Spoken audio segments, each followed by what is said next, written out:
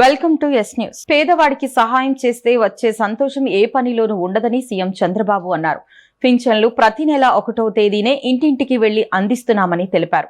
లబ్ధిదారులు ఎక్కడ ఉంటే అక్కడికి వెళ్లి అందించేలా చర్యలు చేపట్టామన్నారు. డాక్టర్ బిఆర్ అంబేద్కర్ కోనసీమ జిల్లా చెయ్యేరులో సీఎం పింఛన్లు పంపిణీ చేశారు. అనంతరం నిర్వహించిన ప్రజావేదిక సభలో ఆయన మాట్లాడారు. ఇచ్చిన హామీ మేరకు అధికారంలోకి రాగానే పింఛను మొత్తాన్ని పెంచాం. పేదవాడి కోసం పింఛన్ల కార్యక్రమానికి శ్రీకారం చుట్టింది ఎన్టీఆర్. ప్రజల ఆదాయం పెంచి అన్ని విధాలుగా ఆదుకుంటాం. అధిక పింఛన్లు ఇచ్చే ఏకైక రాష్ట్రం ఆంధ్రప్రదేశ్.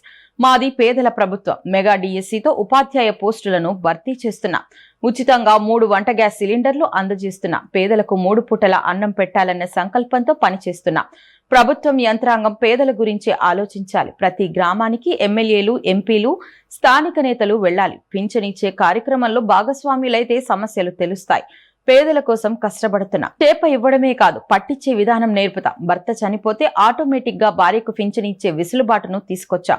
3 నెలల వరకు పింఛను తీసుకునే వెసులుబాటును కల్పించాం. భర్త చనిపోతే భార్య అనాథగా మిగిలిపోకూడదని ఈ నిర్ణయం తీసుకున్నామని చంద్రబాబు వివరించారు.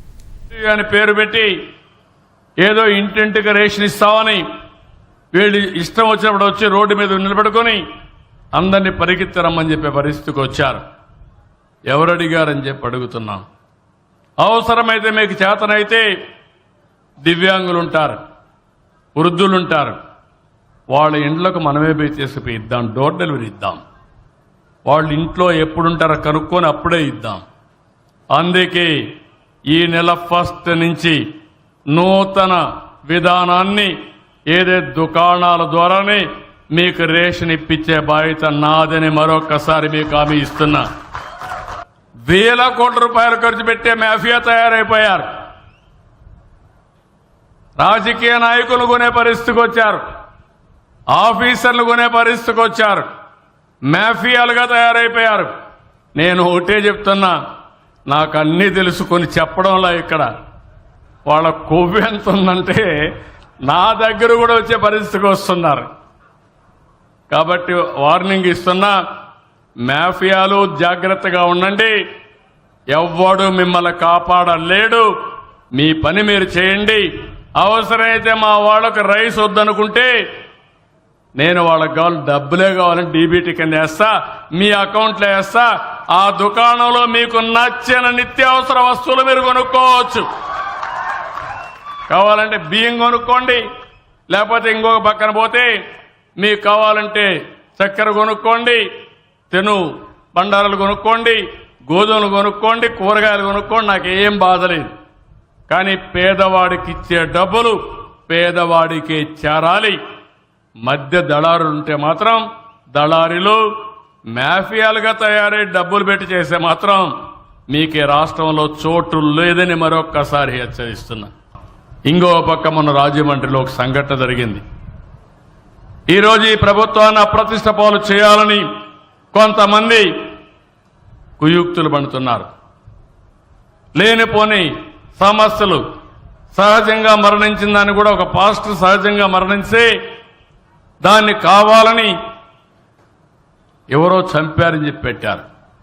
నేను ఒకటే అడిగాను, నేను ఒకటే చెప్తున్నా, ఎవడైనా సరే తప్పు చేస్తే తప్పు చేసిన వాళ్ళ పట్ల నేను చెండ శాసనుడుగా ఉంటాను తప్ప ఎక్కడా వదిలిపెట్టను.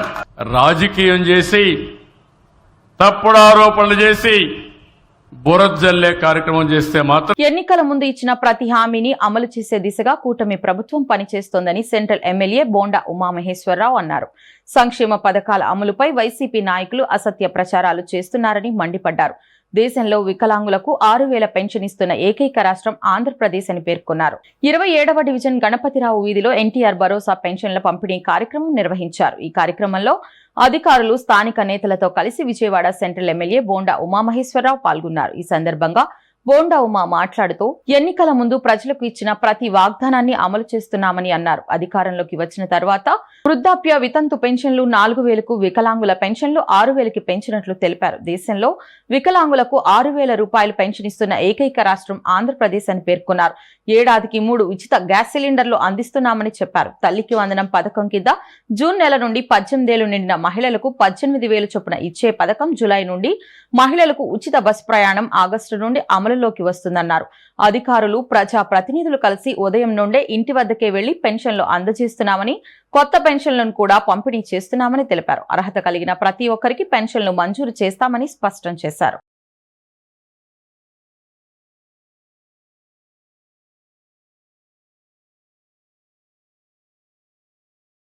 ముందు తెలుగుదేశం పార్టీ ఎన్నికల్లో పోటీ చేసేటప్పుడు ఏమైతే చెప్పామో ఇచ్చిన ప్రతి వాగ్దానాన్ని నెరవేర్చే విధంగా ముందుకెళ్తా ఉన్నాం.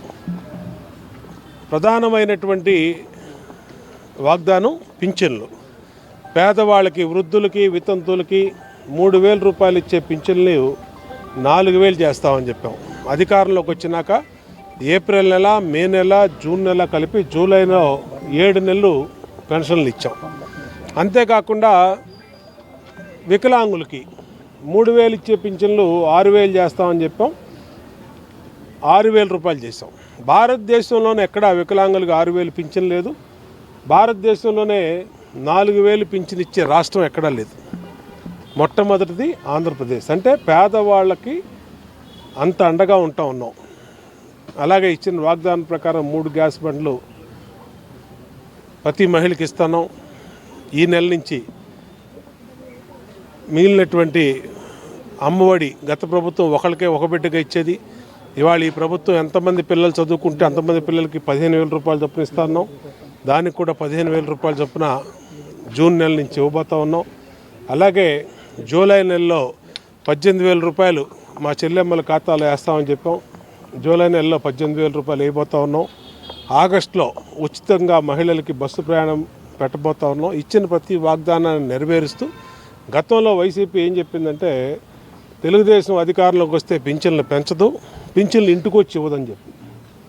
ఇవాళ ఒక ఎమ్మెల్యే, ఒక అధికారులు, ఒక పార్టీ నాయకులు ఇంటింటికి తిరిగి డోర్ టు డోర్ పింఛన్లు ఉదయమే డెలివరీ చేస్తూ ఉన్నాం. అంటే 6 గంటలకల్లా పింఛన్లు ఇస్తూ, అది కూడా ఇంటికి తీసుకొచ్చి ఇస్తూ, ఎక్కడా కూడా ₹1 తగ్గకుండా గతంలో ఏ విధంగా వచ్చింది, ఏమైనా ఇబ్బందులు ఉన్నాయా అని వాళ్ళ దగ్గర నుంచి విజ్ఞతలు తీసుకుని చేస్తూ ఉన్నాం. మళ్ళా వితంతు, ఒంటరి మహిళా పింఛన్లు కూడా పునరుద్ధరిస్తూ ఉన్నాం. ఈ నెలలో జూన్ నెలలో కొత్త వితంతు స్పౌస్ పెన్షన్స్ రివైవ్ చేసాం. దాంతో ఎవరైతే రీసెంట్గా భర్తలు చనిపోయారో, ఎవరైనా గత 11 నెలల్లో భర్త చనిపోయారో ఉన్న వాళ్ళందరికీ కూడా మొదటగా పింఛన్లు మంజూరు చేయబోతా ఉన్నాం. అట్లాగే ఒంటరి మహిళలు కూడా త్వరలోనే పింఛను గత ప్రభుత్వం. మారక ద్రవ్యాలపై ప్రతి ఒక్కరిలో స్వీయ నియంత్రణ ఉండాలని సెంట్రల్ ఎమ్మెల్యే బోండా ఉమామహేశ్వరరావు అన్నారు. తంబాకు వల్ల కలిగే హానికరమైన పరిణామాలపై ప్రజల్లో అవగాహన పెంచేందుకు ప్రభుత్వంతో పాటు వివిధ స్వచ్ఛంద సంస్థలు కొనసాగిస్తున్న చర్యలు ప్రశంసనీయమన్నారు. ముఖ్యంగా యువత టొబాకో బారిన పడకుండా జాగ్రత్తలు తీసుకోవాలని విజ్ఞప్తి చేశారు. మొగల్రాజపురంలోని రిలయన్స్ స్మార్ట్ సూపర్ స్టోర్ లో నవజీవన్ బాల్ భవన్ ఆధ్వర్యంలో ప్రపంచ పొగాకు వ్యతిరేక దినోత్సవం సందర్భంగా సంతకాల సేకరణ కార్యక్రమం నిర్వహించారు. ఈ కార్యక్రమానికి సెంట్రల్ నియోజకవర్గ శాసనసభ్యులు ముఖ్య అతిథిగా హాజరయ్యారు. కార్యక్రమంలో నో టొబాకో పోస్టర్ ని ఆవిష్కరించారు. బోర్డుపై తొలి సంతకం చేశారు. ఈ సందర్భంగా ఎమ్మెల్యే ఉమా మాట్లాడుతూ తంబాకు వల్ల కలిగే హానికరమైన పరిణామాలపై ప్రజల్లో అవగాహన పెంచేందుకు ప్రభుత్వంతో పాటు వివిధ స్వచ్ఛంద సంస్థలు కొనసాగిస్తున్న చర్యలు ప్రశంసనీయమన్నారు. గత ప్రభుత్వం హయాంలో గంజాయి, మత్తు పదార్థాలు విచ్చలవిడిగా దొరికేవని, ఇప్పుడు కూటమి ప్రభుత్వం అధికారంలోకి వచ్చిన తర్వాత మాదక ద్రవ్యాలపై ఉక్కుపాదం మోపుతోందన్నారు. ప్రతి ఒక్కరూ స్వీయ నియంత్రణ పాటించాలని సూచించారు. తంబాకు కారణంగా అనేక మంది క్యాన్సర్ బారిన పడుతున్నారని, వారి కుటుంబాలు పెద్ద దిక్కు కోల్పోయి రోడ్డున పడుతున్నాయని ఆవేదన వ్యక్తం చేశారు. ముఖ్యంగా యువత టొబాకో బారిన పడకుండా జాగ్రత్తలు తీసుకోవాలని విజ్ఞప్తి చేశారు. మే 31వ తారీఖు ప్రపంచ టొబాకో వ్యతిరేక దినోత్సవం, వరల్డ్ యాంటీ టొబాకో డే. ఈ సందర్భంగా మరి ఎన్జిఓ ఆర్గనైజేషన్స్, ప్రభుత్వం, గవర్నమెంట్ ఆఫ్ ఇండియా కానీ, స్టేట్ గవర్నమెంట్ కానీ పెద్ద ఎత్తున ప్రజల్లో అవేర్నెస్ క్రియేట్ చేస్తూ ఉంది. గత ప్రభుత్వ హయాంలో గంజాయి చేతికి అందే దూరంలో అన్ని చోట్ల కూడా లభించేది. ఇవాళ ఈ ప్రభుత్వం వచ్చినాక అన్ని రకాలుగా దాని మీద ఉక్కుపాదం మోపాం, కంట్రోల్ చేయగలిగాం. గంజాయి, డ్రగ్స్ అటువంటి పదార్థాలన్నీ కూడా ఆపగలిగాం, సక్సెస్ఫుల్గా చేస్తున్నాం. ఇంకా అట్లాగే ఈ టొబాకో విషయంలో కూడా స్వీయ నియంత్రణ ఉండాలి, ఎవరి కాళ్ళకి సెల్ఫ్ కంట్రోల్ ఉండాలి. ఎందుకంటే ఇది క్యాన్సర్ కారణం. ఒకసారి క్యాన్సర్ అనేది వస్తే ఇంక అది డెత్కి దగ్గరగా వెళ్ళిపోయినట్టే. కాబట్టి ఈ ఎన్జిఓ ఆర్గనైజేషన్స్, ప్రభుత్వాలు, ఇంకా మీడియా ఎంత అవేర్నెస్ తీసుకొచ్చేదంతా కూడా మీకోసం. కాబట్టి యువత టొబాకో బారిన పడద్దు, యువత స్మోకింగ్ కానీ ఇంకా చూయింగ్ కానీ అలాంటివి చేయకుండా ఉండటానికి అన్ని రకాలుగా బాధ్యత తీసుకోవాలి, అన్ని రకాలుగా జాగ్రత్తలు వహించాలి. అందరం కూడా ఆరోగ్యంగా ఉండాలని కోరుకుంటూ ప్రపంచ టొబాకో వ్యతిరేక దినోత్సవం సందర్భంగా మరి ప్రజలందరికీ కూడా విజ్ఞప్తి చేస్తూ ఉన్నాం. ప్రభుత్వ నియమాలని, ఎన్జిఓ ఆర్గనైజేషన్ నియమాలు. విజయవాడ సెంట్రల్ నియోజకవర్గంలోని 28వ డివిజన్ పూనూరు సుబ్బరామిరెడ్డి నగర్ లో ఎన్టీఆర్ భరోసా పెన్షన్ల పంపిణీ కార్యక్రమంలో డివిజన్ కార్పొరేటర్ వీరమాచినేని లలితతో కలిసి సెంట్రల్ ఎమ్మెల్యే బోండా ఉమా పాల్గొని లబ్ధిదారులకు పెన్షన్లు పంపిణీ చేశారు. ఈ సందర్భంగా కార్పొరేటర్ లలిత మాట్లాడుతూ ఆదివారం 1వ తారీఖు రావడంతో పెన్షన్లు ముందు రోజు శనివారం నాడే పంపిణీ చేయడం జరిగిందన్నారు. కూటమి ప్రభుత్వం అభివృద్ధితో పాటు సంక్షేమ కార్యక్రమాలను ప్రజలకు చేరవేస్తోందని చెప్పారు. తల్లికి వందనం కార్యక్రమం జూన్ నెలలో అందజేయనున్నట్లు తెలిపారు. గతంలో పూనూరు సుబ్బరామిరెడ్డి ప్రాంతంలో పేరుకుపోయిన సమస్యల పరిష్కారానికి నిరంతరం కృషి చేస్తున్నామని, డ్రైనేజీ మరియు మంచినీటి సరఫరా వంటి సమస్యలను త్వరలోనే పరిష్కరిస్తామని హామీ ఇచ్చారు. మా 28వ డివిజన్లో ఎమ్మెల్యే గారితో కలిసి ఇక్కడ పూనూరు సుబ్బరామిరెడ్డి నగర్లో ఫంక్షన్లు ఇవ్వటం జరిగింది. ప్రతి నెల ఇచ్చేది 1వ తారీఖు అయితే ఈ నెల 1వ తారీఖు ఆదివారం రాబట్టి శనివారం నాడే ఫంక్షన్స్, ఒక రోజు ముందే ఫంక్షన్స్ ఇవ్వటం జరిగింది. అదేవిధంగా ఈ ఇప్పుడు అమ్మఒడి కానీ ఈ గవర్నమెంట్ వచ్చినాక, కూటమి గవర్నమెంట్ వచ్చినాక వైసీపీ గవర్నమెంట్లో లాక్కున్న పథకాలన్నీ కూడా ఇస్తున్నామని చెప్పి బటన్ నొక్కిన పథకాలన్నీ కూడా ఇప్పుడు చేతులతో ప్రతి ఒక్కళ్ళ ఇంటికి కూడా తీసుకొచ్చి ఇవ్వటం జరుగుతుంది. అదేవిధంగా రేపు తల్లికి వందనం కూడా జూన్లో 15వ తారీఖు లోపు ఇస్తామని సీఎం గారు చెప్పారు. అట్లానే మహిళలకి ఉచిత బస్సు అన్నీ కూడా ఒకటి తర్వాత ఒకటి ప్రవేశపెట్టడం జరుగుతుంది. అదేవిధంగా ఇప్పుడు 28వ డివిజన్లో కూడా 40 సంవత్సరాల నుంచి ఇక్కడ కొన్ని రాజకీయ నాయకులు కొంతమంది అడ్డుపడి ఈ ఏరియాని డెవలప్ చేయటానికి అడ్డుపడిన ఏరియాని, ఈ పూనూరి సుబ్బరామిరెడ్డి నగర్ని కూడా త్వరలో వాళ్ళకి ఇంత డెవలప్ అయిన ఏరియాలో కూడా వాటర్ కానీ, బాత్రూమ్లు కానీ ఏమీ లేవు. మంచినీళ్ళు కూడా, గిన్నెలు కడిగిన నీళ్ళు కూడా బయట ఎత్తిపోయాల్సిన పరిస్థితిలో ఉంది కాలనీ. దీనికి కూడా మంచి వైభవం తీసుకొస్తామని చెప్పని, ప్రతి ఒక్కటి వాళ్ళకి అందుబాటులో వచ్చే విధంగా చేస్తామని చెప్పానని తెలియజేసుకుంటూ, మళ్ళీ మనందరం కలిసి ఈ డివిజను గతంలో మీకు గుర్తుందో లేదో, గతంలో 19వ డివిజన్ కార్పొరేటర్గా చేసినప్పుడు అంబేద్కర్ కాలనీ ఎట్లా చేశామో మళ్ళీ పూనూరు సుబ్బరామిరెడ్డి నగర్ని కూడా ఆ విధంగా చేసి మళ్ళీ మనందరం కలిసి ఇక్కడ పండుగ వాతావరణం నెలకొల్పుదామని చెప్పని తెలియజేసుకుంటున్నాం. ఏపీ ఎన్జీఓ అసోసియేషన్ రాష్ట్ర అధ్యక్షునిగా ఎన్నికైన ఏ విద్యాసాగర్ ప్రమాణ స్వీకారం సందర్భంగా నగరంలో భారీ ర్యాలీ నిర్వహించారు. రాష్ట్రంలోని వివిధ ప్రాంతాల నుంచి ఏపీ ఎన్జీఓ సభ్యులు భారీగా తరలివచ్చారు. గాంధీనగర్లోని ఎన్జీఓ హోం నుంచి ప్రమాణ స్వీకార వేదికైన బందర్ రోడ్లోని శేషసాయి కళ్యాణ మండపం వరకు ద్విచక్ర వాహనాలు, కార్లతో ర్యాలీగా వచ్చారు. ఏపీ ఎన్జీఓ అసోసియేషన్ రాష్ట్ర అధ్యక్షునిగా ఎన్నికైన ఏ విద్యాసాగర్ ప్రమాణ స్వీకార కార్యక్రమాన్ని పురస్కరించుకొని విజయవాడలో భారీ ర్యాలీ నిర్వహించారు. రాష్ట్రంలోని వివిధ ప్రాంతాల నుంచి ఏపీ ఎన్జీఓ సభ్యులు గాంధీనగర్లోని ఎన్జీఓ హోం కి చేరుకున్నారు. బాణసంచాలు కాలుస్తూ నినాదాలు చేస్తూ సందడి చేశారు. విశ్వాసాగర్ కు పూలమాలలు వేసి శుభాకాంక్షలు చెప్పారు. ఎన్జీఓ సభ్యులు విద్యాసాగర్ ను భుజాలపై ఎత్తుకుని ఓపెన్ టాప్ జీప్ వరకు తీసుకువెళ్లారు. ఆయన ఓపెన్ టాప్ జీప్ లో నిలబడి అభివాదం చేస్తూ ముందుకు కదిలారు. ముందు ద్విచక్ర వాహనాలు, వెనుక కార్ల నడుమ ర్యాలీగా గాంధీనగర్లోని ఎన్జీఓ హోం నుంచి ప్రమాణ స్వీకారం వేదికైన బందర్ రోడ్డులోని శేషసాయి కళ్యాణ మండపం వరకు వచ్చారు. శేషసాయి కళ్యాణ మండపంలో తొలుత బహిరంగ సభ, తరువాత ప్రమాణ స్వీకార కార్యక్రమం జరిగింది.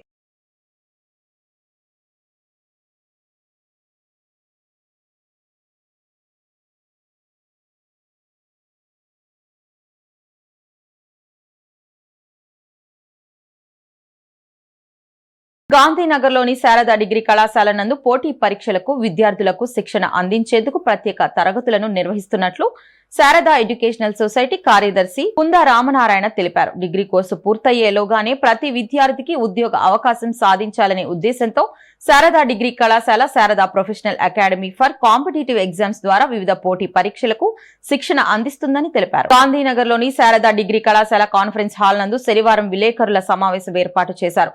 ఈ సందర్భంగా శారదా ఎడ్యుకేషనల్ సొసైటీ కార్యదర్శి కుందా రామనారాయణ మాట్లాడుతూ డిగ్రీ కోర్సు పూర్తయ్యేలోగానే ప్రతి విద్యార్థికి ఉద్యోగ అవకాశం సాధించాలనే ఉద్దేశంతో శారదా డిగ్రీ కళాశాల Sharada professional academy for competitive exams ద్వారా వివిధ పోటీ పరీక్షలకు శిక్షణ అందిస్తున్నామని తెలిపారు. బ్యాంకు పరీక్షలు, రైల్వే, ఎస్ఎస్సి, నాబార్డు గ్రూపు పరీక్షల్లో మంచి మార్కులు సాధించే విధంగా నిపుణులైన అధ్యాపకుల పర్యవేక్షణలో శిక్షణ తరగతులను నిర్వహించనున్నట్లు తెలిపారు.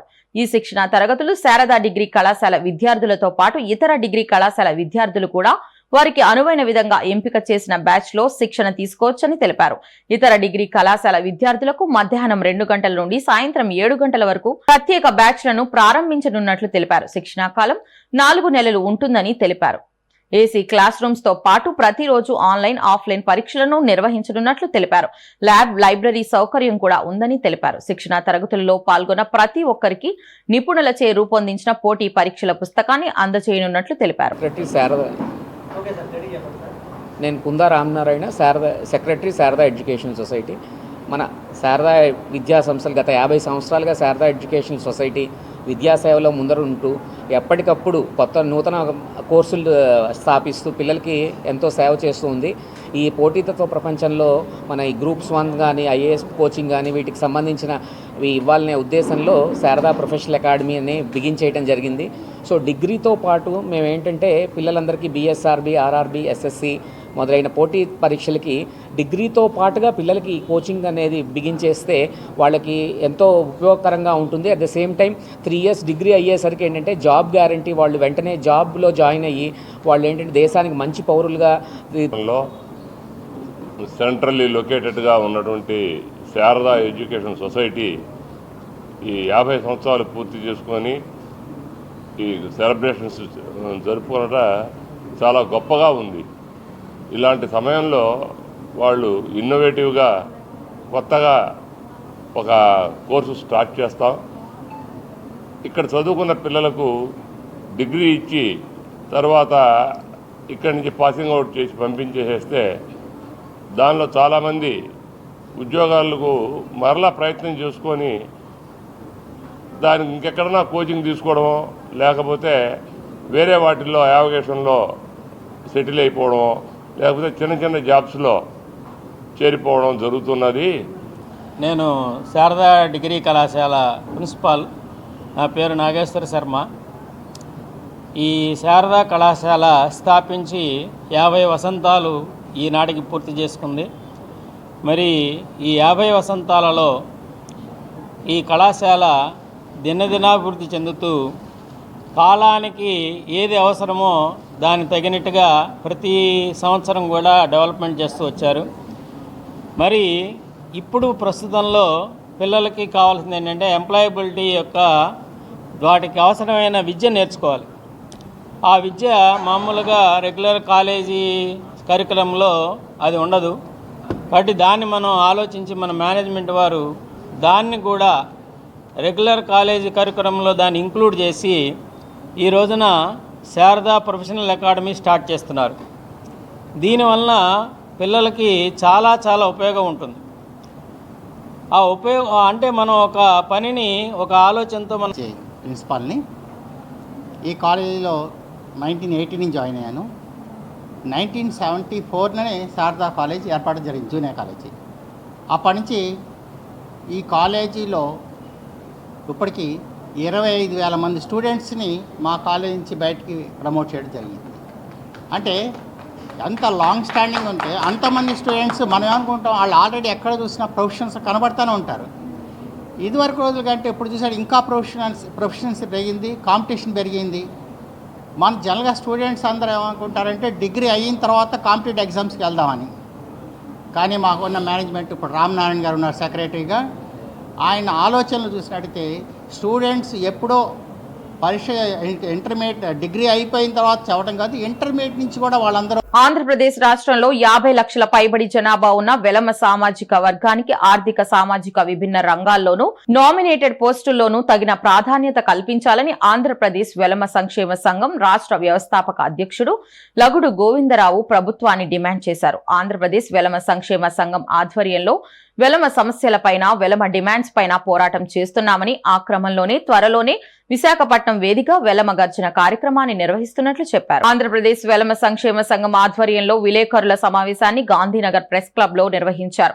ఈ సమావేశంలో పాల్గొన్న సంఘం రాష్ట్ర వ్యవస్థాపక అధ్యక్షుడు డాక్టర్ లగుడు గోవిందరావు మాట్లాడుతూ వెలమ సామాజిక వర్గాన్ని బీసీడీ జాబితా నుంచి బీసీఏ జాబితాలోకి మార్చాలన్నారు. వెలమ మహిళలకు వెలమ నేస్తం పథకాన్ని అమలు చేసి ఆర్థిక స్వావలంబన కల్పించే దిశగా ప్రభుత్వం చర్యలు చేపట్టాలని కోరారు. ఆంధ్రప్రదేశ్ రాష్ట్రంలో ఆంధ్రప్రదేశ్ వెలమ సంక్షేమ సంఘానికి అమరావతితో పాటుగా విశాఖపట్నం, తిరుపతి, సింహాచలం ప్రాంతాలలో వెలమ భవనాల నిర్మాణాలకి ప్రభుత్వ పరంగా స్థలాలు కేటాయించాలన్నారు.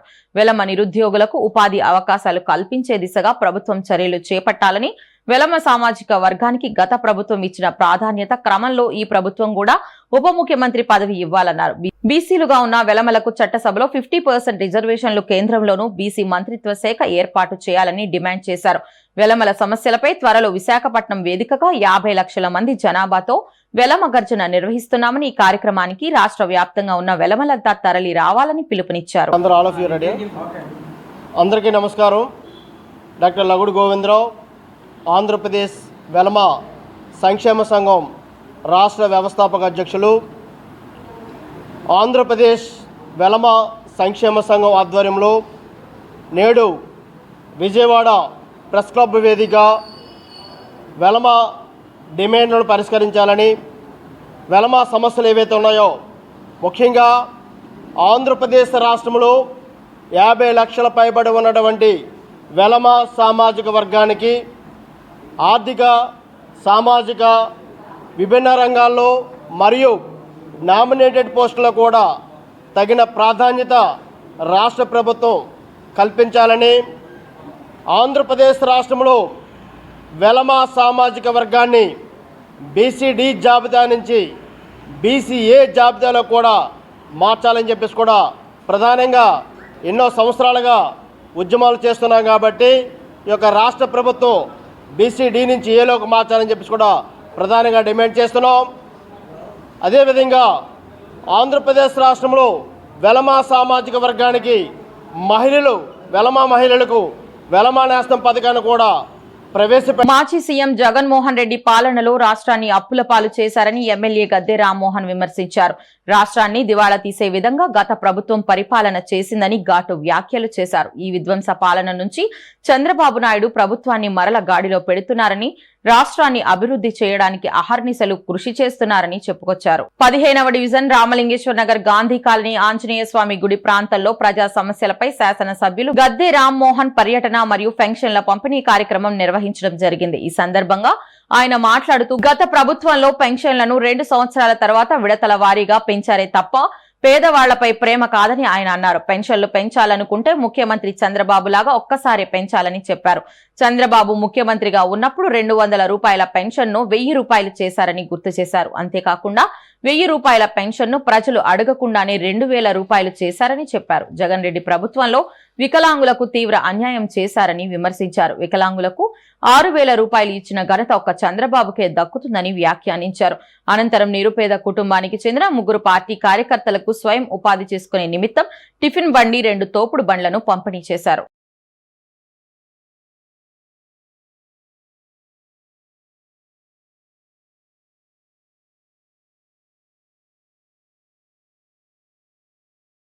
ఒకటో తారీఖు రేపు, కానీ ఈరోజే రేపు సెలవు రోజు కాబట్టి ఈ రోజున అందరికీ పెన్షన్లు అందజేయడం జరిగింది.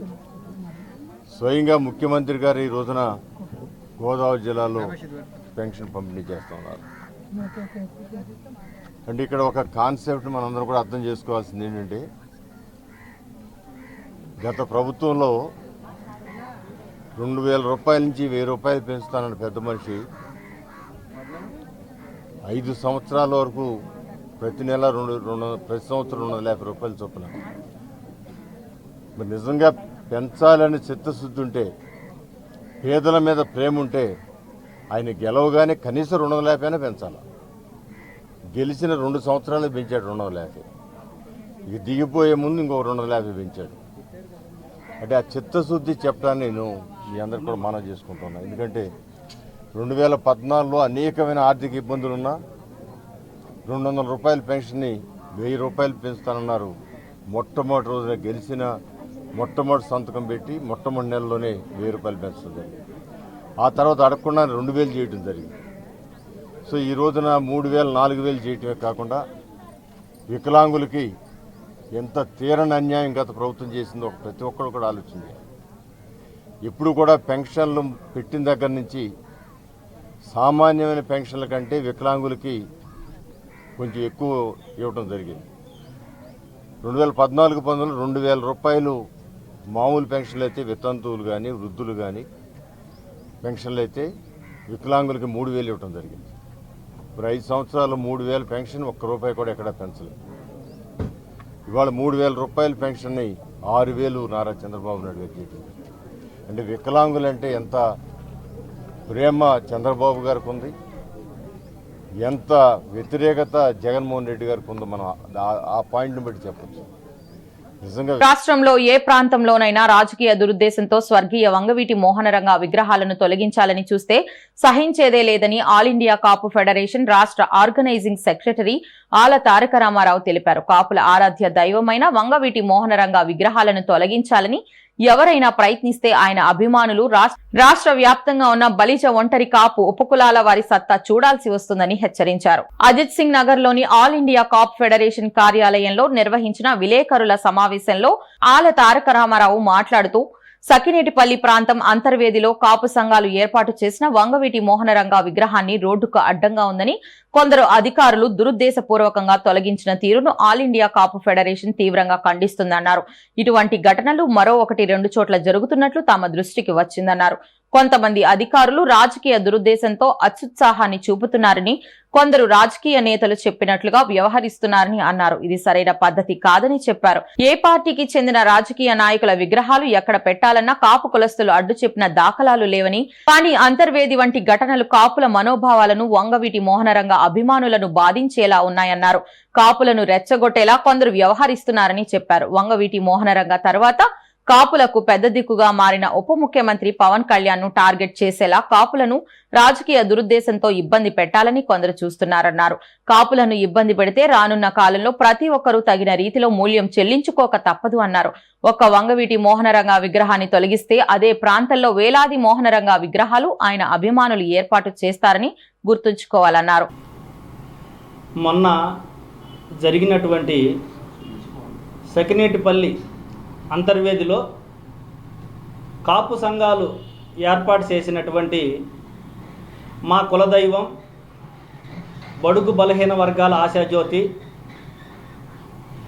నేనున్నానంటూ యావత్ రాష్ట్రంతో పాటు సెంట్రల్ వైడ్ నాయకుడైనటువంటి వంగవీటి మోహన్ రంగా గారి విగ్రహాన్ని మా కాపు కులస్తులు అక్కడ ఏర్పాటు చేస్తే రోడ్డుకి అడ్డంగా ఉందని ఎవరైతే ప్రభుత్వంలో ఉద్యోగం చేస్తున్నారో వాళ్ళు పోలీసు వాళ్ళు అవ్వచ్చు, ఇంకొక డిపార్ట్మెంట్ అవ్వచ్చు, రోడ్డుకి అడ్డంగా ఉంది పర్మిషన్ లేదు అని చెప్పి విగ్రహాన్ని తొలగించినటువంటి విధానాన్ని మేము ఖండిస్తున్నాం తీవ్రంగా. అలాగే ఈ వంగవీటి మోహన్ రంగా గారి విగ్రహాల్ని పెట్టినప్పుడు ఎవరైతే అల్లరి మూకలు కానివచ్చు, ఇంకొకళ్ళు కావచ్చు, ఎవరైతే కానీ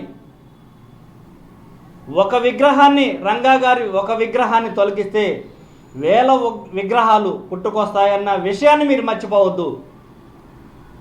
వాళ్ళు ప్రభుత్వంలో ఉన్నటువంటి అధికారులు కూడా గుర్తించాలి.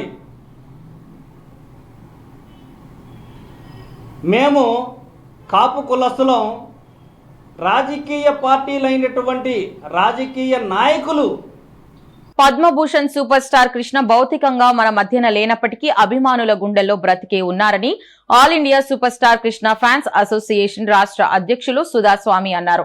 కృష్ణ 82వ జయంతిని పురస్కరించుకొని విజయవాడ వ్యాప్తంగా పలు ప్రదేశాల్లో సేవా కార్యక్రమాలు నిర్వహించినట్లు వెల్లడించారు. పద్మభూషణ్ సూపర్ స్టార్ కృష్ణ 82వ జయంతిని పురస్కరించుకొని గవర్నర్ పేటలోని లెనిన్ సెంటర్ వద్ద ఉన్న నాగసాయిబాబా మందిరంలో all India super star Krishna fans association ఆధ్వర్యంలో ఘనంగా వేడుకలు నిర్వహించారు. ఈ కార్యక్రమంలో సంఘ టౌన్ అధ్యక్షుడు తాడి శివ, రాష్ట్ర అధ్యక్షులు శరం బుజ్జి, సుధాస్వామి పాల్గొన్నారు. ముందుగా బాబా మందిరంలో సూపర్ స్టార్ కృష్ణ ఆత్మకు శాంతి చేకూరాలని ప్రత్యేక పూజలు నిర్వహించారు. అనంతరం ఏర్పాటు చేసిన కేకును కట్ చేసి అభిమానులకు తినిపించారు. ఈ సందర్భంగా all India super star Krishna fans association రాష్ట్ర అధ్యక్షులు సుధాస్వామి మాట్లాడుతూ సూపర్ స్టార్ కృష్ణ సినీ పరిశ్రమకు చేసిన సేవలను గుర్తు చేసుకున్నారు. ఆయన భౌతికంగా మన మధ్య లేకపోయినా ఇంకా తమ గుండెల్లో బ్రతికే ఉన్నారని అన్నారు. ఆయన సినిమాలు, విలువలు, ఆచరణ ఎప్పటికీ మార్గదర్శకంగా ఉంటాయని తెలిపారు. నేడు ఆయన జయంతి సందర్భంగా విజయవాడ నగరంలోని వివిధ ప్రాంతాల్లో సేవా కార్యక్రమాలు నిర్వహించినట్లు వెల్లడించారు. పద్మభూషణ్ సూపర్ స్టార్ కృష్ణ గారి 82వ జయంతి సందర్భంగా గవర్నర్పేట లెనిన్ సెంటర్ నాగసాయిబాబా మందిరంలో అభిమానులు శరం బుజ్జి, తాడి శివ, టైలర్ బాబు, అయ్యప్ప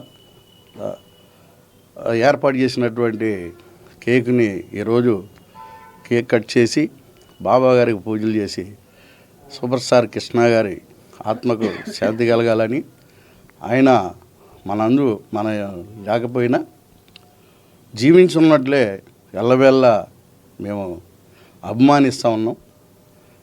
అందులో భాగంగా ఈరోజు నగరంలో అనేక కార్యక్రమాలు, విజయవాడలో అన్ని సెంటర్లో విగ్రహాలు, రాణిగారి తోటలో విగ్రహావిష్కరణ జరిగింది. దానికి ఎమ్మెల్యే గారు గద్దె రామ్మోహన్ గారు అక్కడ అభిమానులు ఏర్పాటు చేసిన విగ్రహాన్ని ఆవిష్కరించారు. అలాగే వన్ టౌన్ కానీ, పడమటి కానీ, గాంధీనగర్, గవర్నర్పేట అన్ని సెంటర్లో అభిమానులు ఉత్సాహంగా సూపర్ స్టార్ కృష్ణ గారి జయంతిని గొప్పగా చేసి కేకులు కట్ చేసి పేదలకు అన్నదానాలు, స్వీట్లు పంపిణీ చేస్తున్నారు.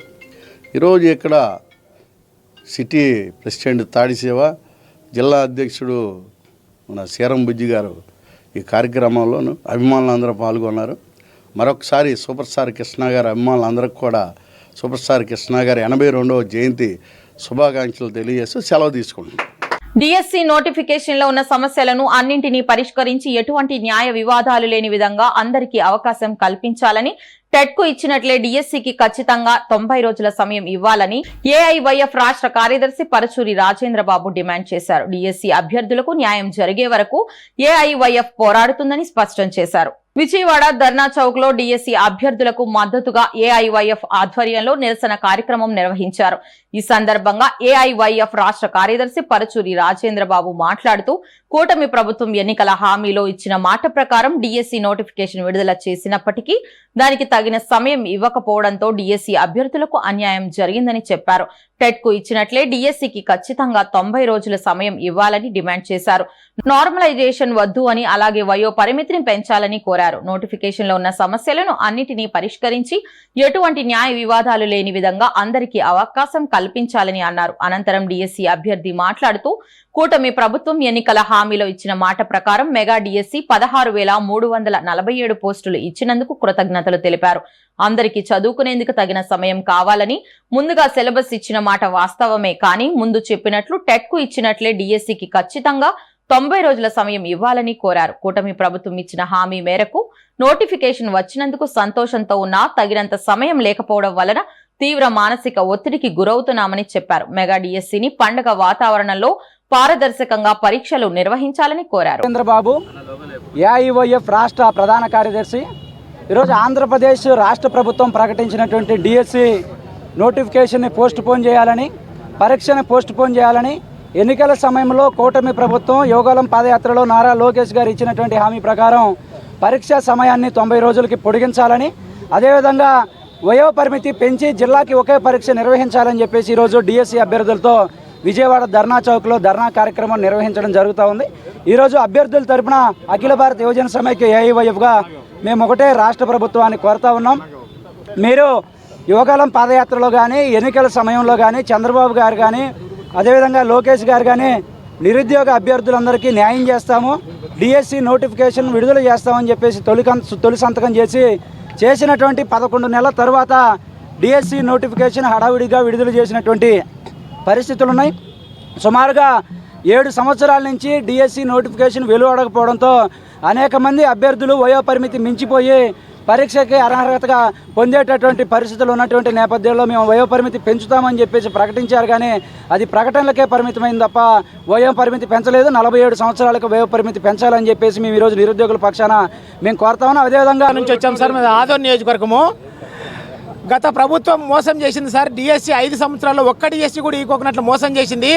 ఆ రోజు ఉన్నటువంటి ప్రతిపక్ష నాయకుడు ఈరోజు ముఖ్యమంత్రి చంద్రబాబు నాయుడు గారు, అదేవిధంగా లోకేష్ గారు యువగలం పాదయాత్రలో కానీ ఎన్నికల ప్రచారంలో కానీ మాకు ఒకటే హామీ ఇచ్చారు సార్, మెగా డిఎస్సి ఇస్తాము, మొదటి సంతకం పెడతాము, వయో పరిమితి కూడా పెంచుతాము, మీకు 7 సంవత్సరాల నుంచి డిఎస్సి రాలేదు, వయో పరిమితి ఖచ్చితంగా పెంచుతామని చెప్పేసి హామీ ఇచ్చారు. మేము కూడా నమ్మి ఈ గవర్నమెంట్ వస్తే చంద్రబాబు నాయుడు గారికి డిఎస్సి నిర్వహించడంలో రికార్డు ఉంది, ఆయన మంచిగా నిర్వహిస్తాడు అని చెప్పేసి, ఈ కూటమి ప్రభుత్వం వస్తే మా జీవితాలు బాగుపడతాయని చెప్పేసి మేము అన్ని పనులు వదులుకొని ఎలక్షన్లో బాగా పనిచేసి ఈ కూటమి రావడానికి మేము కూడా కారకులయ్యాము, మా జీవితాలు బాగుపడతాయని. ఈరోజు మాత్రము నోటిఫికేషన్ ఇచ్చారు. 16,000తో నోటిఫికేషన్ సంతోషము. కాకపోతే 8 లక్షల డిఎస్సి అభ్యర్థులు ఉంటే కేవలం 3,60,000 మంది మాత్రమే అప్లై చేసుకున్నారు.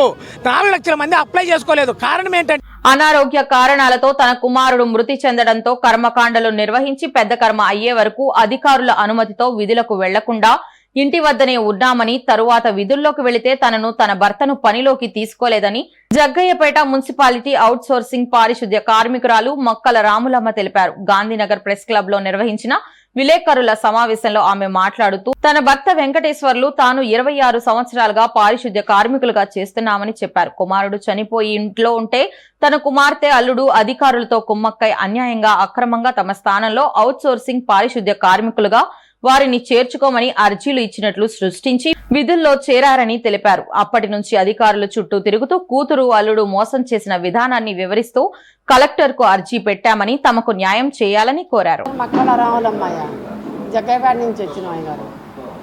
మేము 26 సంవత్సరాల నుంచి జగ్గయ్యపేట మున్సిపాలిటీలో పనిచేస్తున్నాం. నా కొడుకు చనిపోయిండు. నా కొడుకు చనిపోగానే మేము ఆగిపోయింది. పెద్దనం చిన్నదనం ఇవన్నీ అయిపోయినాక పోదాం అన్నట్టుగా మేము ఉన్నాం. ఈ రాంబాబు గారు, మున్సిపాలిటీ రాంబాబు గారు, కమిషనర్ గారు వీళ్ళందరూ వచ్చి నీకేం పర్వాలేదు, నీ ఉద్యోగాలు నీకు ఆడిగిపోవు, నీ ఉద్యోగాలు నీకే ఉంటాయి అని చెప్పి మెబ్బెట్టి మాట్లాడి మందించి చేసినాక పెద్దనం అయినాక కొన్నాళ్ళ పాటు మేము పోయినాం. కొన్నాళ్ళ పాటు పోయిన తర్వాత అడిగినాక ఇప్పుడే వచ్చారు, ఎందుకు 4 రోజులు ఆగండి, మీ ఉద్యోగాలు అడిగి పోవు, మీరు 4 రోజులు ఆగండి, ఆగిన తర్వాత మీ ఉద్యోగాలకు మీరు రాండి అని చెప్పి మెబ్బెట్టి అది ఆ మాట ఈ మాట చెప్పి మెబ్బెట్టింది. మేము బాగాకుండా ఉన్నాం. సర్లే మా ఉద్యోగాలు మాకు అడిగిపోతాయి, పెద్దోళ్ళు చెబుతున్నారు కానీ అన్నట్టుగా మేము మేరకుండా ఉన్నాం. ఈ లోపల పెద్దనం అయ్యే కాకతలకనే నా బిడ్డకి నా అల్లుడికి రాసి పారదింగారు, రాసేసారు. రాసేసిన తర్వాత మేము తర్వాతకి ఇదేంది మాకు బ్యాంకీలో బొక్కుల్లో కూడా బట్టలు లేదని బ్యాంకీకి అడిగి పోయి చెకింగ్ చేసుకొని చూచాలకల్లా మీ జీతాలు బట్టలు లేదమ్మా, మీ లేవు ఏళ్ళలో మీ పేర్లే లేవనని బ్యాంకీలో చెప్పారు. బ్యాంకీలో చెప్పిన తర్వాత మేము వచ్చి మున్సిపాలిటీ ఆఫీసులో అడిగినామయ్యా. అడిగిన వ్యాపారంలో భాగస్వామ్యం కల్పిస్తామని ఆశ చూపి తన వద్ద 15 లక్షల రూపాయలు తీసుకుని మోసం చేశారని బాధితుడు ప్రభుజయ్ ఆరోపించారు. వ్యాపారంలో భాగస్వామ్యం ఇవ్వకపోగా తనపై దుర్భాషలాడుతూ చంపేస్తానని బెదిరింపులకు పాల్పడుతున్నారని ఆవేదన వ్యక్తం చేశారు. దీనిపై ఇప్పటికే పోలీసులకు ఫిర్యాదు చేశానని, పోలీసులు తనకు న్యాయం చేయాలని కోరారు. తనను తెనాలికి చెందిన అనిల్ సుప్రియ అనే ఇద్దరు మోసం చేశారంటూ విజయవాడకు చెందిన ఫిట్నెస్ ట్రైనర్ ప్రభజాయ్ సత్యనారాయణపురం పోలీసులకు ఫిర్యాదు చేశారు. వివరాల్లోకి వెళ్తే ప్రభజాయ్ విజయవాడ, గుంటూరు తదితర ప్రాంతాల్లో ఫిట్నెస్ సెంటర్లను నిర్వహిస్తున్నారు. ఈ క్రమంలో తెనాలికి చెందిన అనిల్ సుప్రియ అనే ఇద్దరు వ్యక్తులు అతనితో పరిచయం అయ్యారు. ఫిట్నెస్ సెంటర్ ప్రారంభించాలన్న ఉద్దేశంతో తమకు ఆర్థికంగా సహాయపడాలని కోరారు. అందులో భాగంగా 30 లక్షల రూపాయల విలువ చేసే జిమ్ సామాగ్రిని ప్రభుజాయ్ తన పరిచయాల ద్వారా 14 లక్షలకే వారికి అందజేశారని తెలిపారు. జిమ్ ను ఏర్పాటు చేసి ఈ నెల 9వ తేదీన ఎమ్మెల్సీ ఆలపాటి రాజేంద్ర ప్రసాద్ చేతుల మీదుగా ఫిట్నెస్ సెంటర్ ను ప్రారంభించినట్లు తెలిపారు. అయితే ముందుగా చెప్పినట్లుగా 10% అగ్రిమెంట్ ఇవ్వకుండా దుర్భాషలాడుతూ బెదిరిస్తున్నారని ఆరోపించారు. వారి వల్ల తనకు ప్రాణహాని ఉందని ప్రభాజాయ్ పోలీసులను ఆశ్రయించారు. కేసు నమోదు చేసిన పోలీసులు విచారణ ప్రారంభించారు. పోలీసులు సక్రమంగా విచారించి తనకు తగిన న్యాయం చేయాలని ప్రభాజాయ్ కోరారు. అందరికీ నమస్కారం అండి. నా పేరు జాయ్. నేను బాడీ ట్రాన్స్ఫర్మేషన్ స్పెషలిస్ట్ని. నాకు విజయవాడలో జిమ్ ఉంది, జేఎఫ్ఎస్ ఫిట్నెస్ స్టూడియో అని చెప్పని. ఇక్కడ నాకు ఆన్లైన్ ట్రైనింగ్ కోసం అని అనిల్ అనే వ్యక్తి తెనాల నుంచి వచ్చి నాతో ట్రైనింగ్ తీసుకుంటూ తిను జిమ్ పెట్టాలని చెప్పని తెనాల్లో ప్లాన్ చేశాడు. సో అలా అయితే ప్రాసెస్లో నా ఫ్రాంచైజీ పెడతానని చెప్పని ప్లాన్ చేశాడు. అయితే ఈ ప్రాసెస్లో నేను చాలా హార్డ్ వర్క్ అనేది చేశాను. ఇప్పుడు ఇతను ఏంటి అంటే నాకు అగ్రిమెంట్ రాయమంటే ఇప్పుడు రాయట్లేదు. జిమ్లో నాకు పర్సంటేజ్ రావాల్సింది ఉంది. ప్లస్ ఇంక నేను జిమ్ మీద చాలా హార్డ్ వర్క్ చేశాను. దానికి సంబంధించిన 20 నిమిషాల వీడియో ఉంది. అన్ని ప్రూఫ్స్ అయితే ఉన్నాయి. అగ్రిమెంట్ రాయమంటేనేమో అగ్రిమెంట్ రాయకుండా ఇప్పుడు నన్నే వల్గర్గా మాట్లాడుతున్నాడు. సో నేను విజయవాడ నుంచి తెనాలికి నా కారు వేసుకొని ఒక 20 టైమ్స్ దాకా నేను వెళ్ళి పని చేయించాను. నేను చాలా హార్డ్ వర్క్ చేశాను ఆ జిమ్ మీద. అలాంటిది ఇప్పుడు నన్ను సైడ్ చేసి ఇప్పుడు కొంచెం వల్గర్గా మాట్లాడుతూ ఇలా చేస్తున్నాడు అనమాట ఈ వ్యక్తి. సో నేను జిమ్ కట్టడానికి సంబంధించిన ప్రాసెస్లో ఒక 2 మంత్స్ నా దగ్గర మొత్తం వాట్సాప్ చాట్ లిస్ట్ ఉంది. ఇదిగోండి, ఇప్పుడు నా ఫ్రాంచైజీ నాది కాదన్నట్టు మాట్లాడుతున్నాడు. ఇది చూడండి, ఇక్కడ ఇది వాట్సాప్ చాట్ లిస్ట్. ఇది తను పెట్టిన ఫొటోస్లో కండక్టింగ్ ప్రభా జాయ్ అని చెప్పి ఉంది. అంటే నేనండి, కండక్టింగ్ ప్రభా జాయ్ అని ఉంది, అది నేనండి. అయితే కండక్టింగ్ అంటే ఏంటంటే నిర్వహిస్తున్నారనే కదా అర్థం. నా ఫొటోస్, నా బ్రాండ్ పేరు ఇదంతా తెనాలిలో ఇలా బ్యానర్లు పెట్టి ప్రతి చోట పబ్లిష్ చేశారండి. ఇప్పుడు ఓపెన్ అయ్యి ఈ నెల 9వ తారీఖున ఓపెన్ అయిందండి జిమ్ము. ఇప్పుడు ఈ నెల 9వ తారీఖు ఓపెన్ అయితే తినేంటి అంటే ఓపెన్ అయిన డే నుంచి నన్ను డిలే చేస్తున్నాడండి.